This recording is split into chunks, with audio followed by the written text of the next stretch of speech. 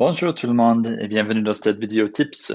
J'ai un bon pour vous aujourd'hui. Donc c'est une question de un collègue à moi qui m'a dit qu'en fait elle voulait créer quelque chose dans la base de données qui était en fait une entrée temporaire, on va dire. Donc juste quelque chose à créer dans la base de données pour traiter dans la page dans la journée, puis que c'est supprimé à minuit par exemple. Et donc, j'avais pensé à notre appli test qu'on a ici pour créer des événements. Et donc là, je vais imaginer que je vais créer un événement et je veux que un jour après la date de l'événement, je supprime de la base de données parce que c'est des événements éphémères et donc on n'a pas besoin de les stocker. On veut les supprimer systématiquement après l'événement. Donc, on va créer notre événement et hop.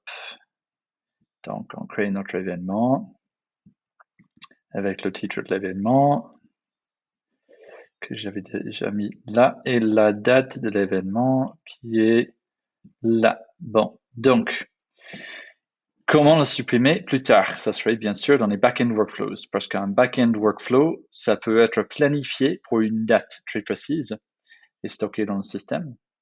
Donc, je vais créer une back-end workflow qui s'appelle supprimer événement. En fait, c'est interne, donc il faut décocher public API workflow. Il faut pas qu'on puisse accéder à ce workflow depuis l'extérieur. C'est que pour nous, à l'interne, c'est très important pour la sécurité. On peut aussi ignorer les privacy rules parce que voilà, pour cette appli, on n'a pas des privacy rules très stricts mais en quoi c'est important si vous avez des privacy rules assez stricts, mais vous voulez que cette backend workflow, ça se passe en dehors des privacy rules parce que c'est un admin en fait quand ça déclenche. Vous pouvez juste laisser ça cocher comme ça va marcher même si c'est un utilisateur d'un niveau d'accès très bas qu'il a déclenché, il peut toujours déclencher ce backend workflow si c'est nécessaire. On va dire événement. Donc, on attend d'un événement dans ce backend workflow. Donc, quand vous appelez ce backend workflow, il va vous exiger à mettre un événement ou sinon on coche optional et ça n'exige pas, mais c'est pas nécessaire pour déclencher le workflow, mais c'est bien. Mais dans ce cas, c'est la seule chose. Donc, il faut qu'on exige dans l'éditeur qu'on remplit l'événement. Et puis simplement, on fait supprimer l'événement. Donc, événement, c'est le nom de la chose qu'on a définie dans le backend workflow. Il le supprime et c'est bon. Si on n'a pas besoin de confirmation, par exemple, ça c'est parfait. Donc là maintenant, dans notre sandbox, quand on clique sur le bouton créer, on va ajouter une étape qui est on crée l'événement et à la fin, on fait un custom event, schedule API workflow.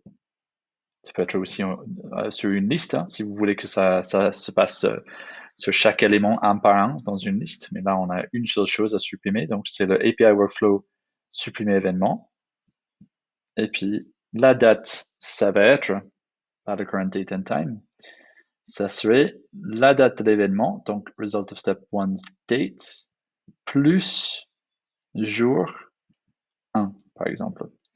Et pour cette appli, pour cet exemple, pour mon collègue, on a même mis que juste au cas où que c'est créé à un certain heure de la journée, qu'on ne veut pas que ça supprime pendant la journée, je ne sais pas pourquoi, on peut faire date de l'événement plus one day, plus un jour, change hours to 23, change minutes to 59.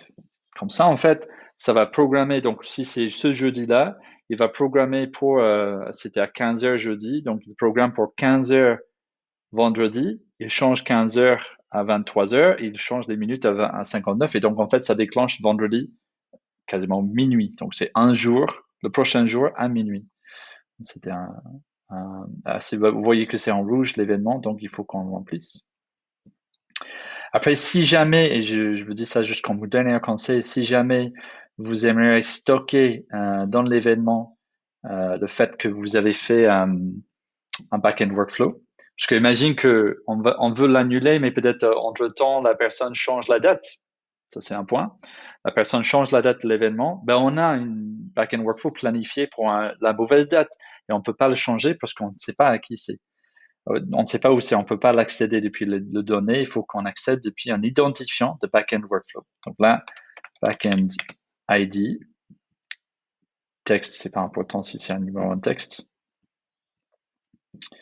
Donc, quand on crée notre événement et on planifie notre API workflow, il faut qu'on make changes to a thing, result of step 1, et on va dire que le backend ID égale, et maintenant on peut accéder à step 2, qui est schedule API event.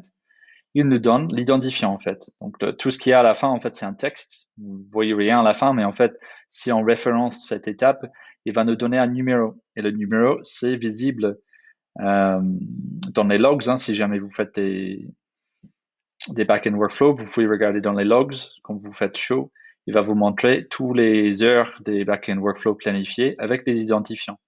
Donc pourquoi on fait ça? Parce que si on change la date un jour, changer date, par exemple, juste pour imaginer, on va faire make changes to a thing, et là, j'ai rien à changer, mais je vais juste faire un do a search pour remplir, pour vous montrer. Tac, on s'en fiche, first item. Donc, si on fait make changes et la date change, donc on va changer la date à input date. Donc, imagine qu'on a changé la date et on va sauvegarder. Après, il faut que on utilise le custom event pour annuler celui qui était planifié pour la mauvaise date. Donc là, make changes to a thing's backend ID parce que c'est toujours le bon backend ID en fait. Donc donc ça va annuler ce backend workflow. On ne va plus supprimer cet événement à la date qui est la fausse date. Et on va replanifier un autre. C'est embêtant de faire comme ça, mais voilà comment il faut faire. On va replanifier l'événement à la nouvelle date, plus un jour, plus etc. Je vais pas refaire tout, mais voilà, plus un jour, changer l'heure, etc. C'est le même événement qu'avant. Et là, maintenant, il faut rechanger l'événement, qui est step 1, de refaire un nouveau backend ID qui vient de étape 3. Voilà. Donc là, systématiquement, à chaque fois qu'on change la date, on change quelque chose lié à l'événement qui va changer la date de l'événement. Il faut qu'on replanifie, donc annule et refaire le backend workflow en utilisant l'identifiant qu'on a stocké depuis le premier workflow qu'on a fait quand on a créé l'événement. Et voilà. Donc, j'espère que vous avez trouvé ça utile et je vous dis à très bientôt.